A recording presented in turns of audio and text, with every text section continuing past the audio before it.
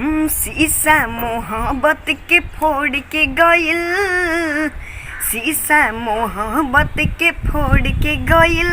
पयलवा के दीदी दिल तोड़ के गइल, पयलवा के दीदी दिल तोड़ के गइल, हमरा के गम से उजोड़ के गइल, अरे हमरा के गम से उजोड़ के गइल, पयलवा के दीदी दिल तोड़ के गइल, पयलवा के दीदी दिल तोड़ के गइल। तो सभी को नमस्कार, प्रणाम। मैं सिंगर साहिल बाबू और आज आप लोग के बीच हम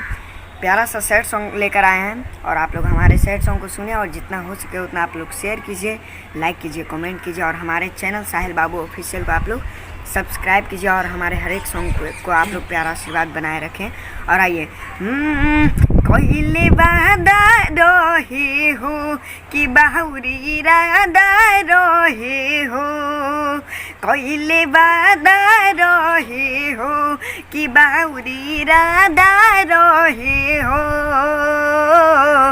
ओकरा से हमरा मोहब्बत ज़्यादा रहे हो,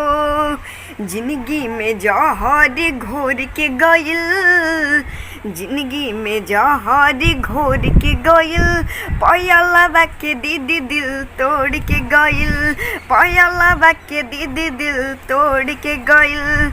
अरे हम प्यार कोइनी लगे कि जैसे पाप कोई, हाँ हम प्यार कोइनी लगे कि जैसे पाप कोइनी,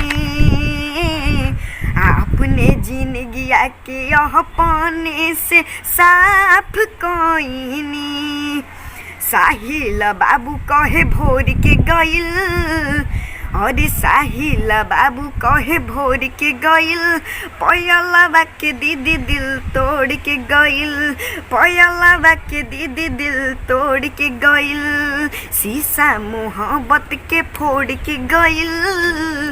अरे शीशा मोहब्बत के फोड़ के गइल, पयलवा के दीदी दिल तोड़ के गइल, पयलवा के दीदी दिल तोड़ के गइल। और जो हमारा ये सॉन्ग आप लोग को अच्छा लगा तो प्लीज़ आप लोग लाइक, शेयर और कमेंट कीजिए